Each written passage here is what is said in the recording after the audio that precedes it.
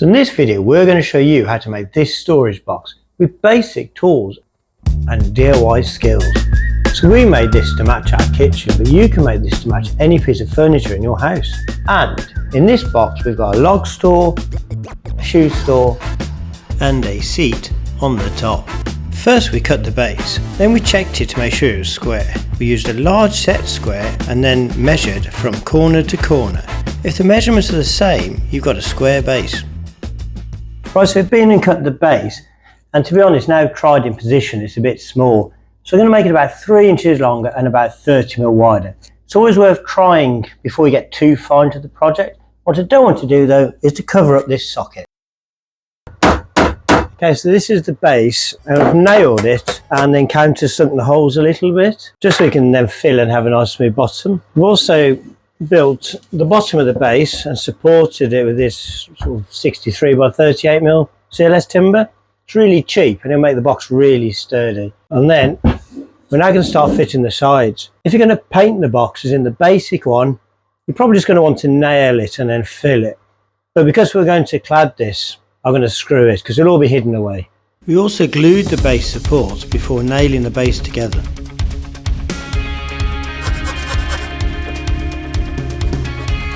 Next we glued and screwed the sides on. Okay, so we've put the two sides on now, and we've also put 2 extra supports inside the box. Here's a 27 by 34mm. So we're next going to screw the front on and then the back. And we'll screw this again. Obviously if you're just going to paint the box, then you just nail this. Okay, so this is the basic box. We're now going to build a seat to go on the top. And on the box that we're going to make, we're going to put a hole in the front for logs and a base in the top to take shoes. We're also going to clad it.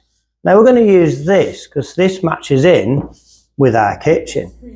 You could use any box of laminate, and you quite often see it bashed in shops. It's normally the ends, so it doesn't really matter, and you get it reduced and you can make it match any of your furniture in your house.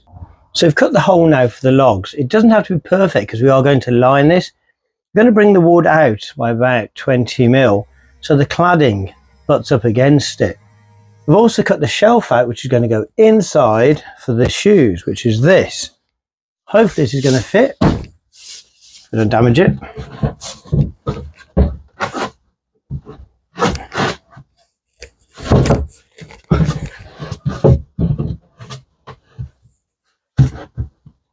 Okay, well it's really close, but not quite. We're going to trim that back a bit. I'm now going to put the support around on the inside to support this. Okay, so we're going to start building the internal box now that's going to hold the logs. I'm using the manufacturer's cut edge because it's dead square and straight. What I have done though is chamfer it a bit to help the paint adhere. This is going to be painted blue to match the kitchen unit, and then the brown sort of walnut effect cladding, the edge of it will be hidden by this blue board. So we found these feet in a local hardware shop. They're actually reduced, so that was a plus. Yeah,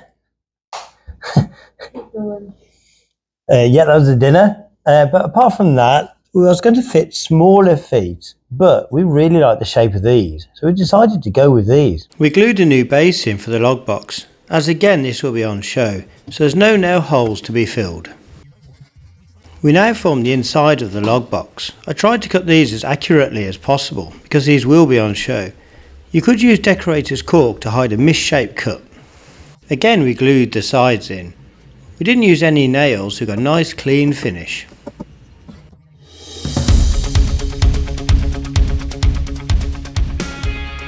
We now glued the walnut cladding on. You can use any laminate or cladding to give the effect you are looking for. You could also have paint matched to something in your home. Okay, so if you're going to be cutting these sort of decorative panels with a jigsaw, it's actually easier to cut it from the back. A, you can see your mark, and B, it makes a neater cut on the front.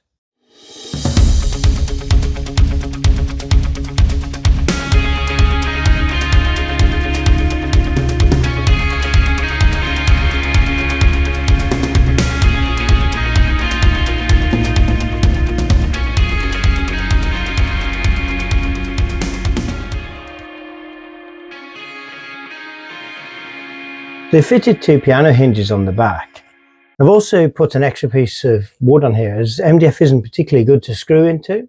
So to hide these uncut edges from the cladding, they've also cut and painted these little profiles, which will match the kitchen and should hide that nasty edge. Right, so I've decided to fit a really thin bead. You get this about £3.50 a length. So we've just mitered it and then we're going to put it around to tidy that edge up. And we'll paint this blue now to match with everything else.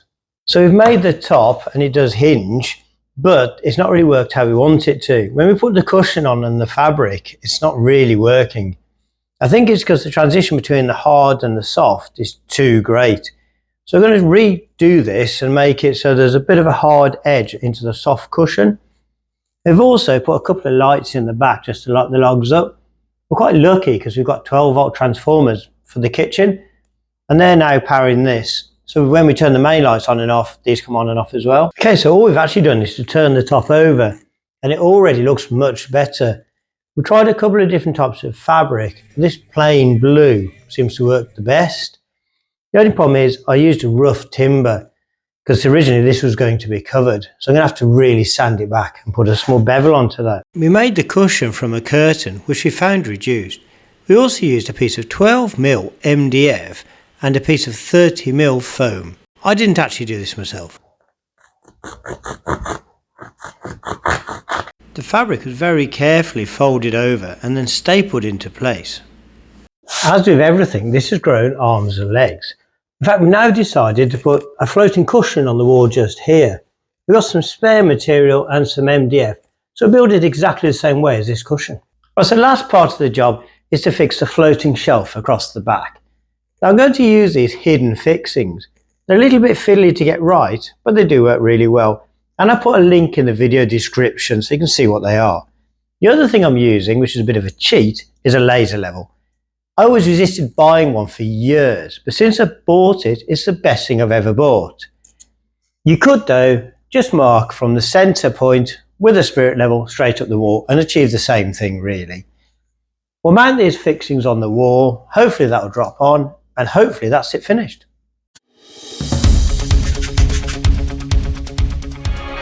So it's all finished now, and we've gained about 1.8 cubic meters of extra storage space in a space that was just redundant. It's actually comfortable to sit on, and we've got the shoes stored away inside, which is right next to the back door. I have fitted one of these locks because it's quite heavy, and we've got the logs stored underneath, which is handy because the fire is just over there. You could do whatever you want with a box like this. You could just have an empty box so you can put kids' toys in or any sort of storage. And you could even put a hard top on it. So you just use it as a dresser.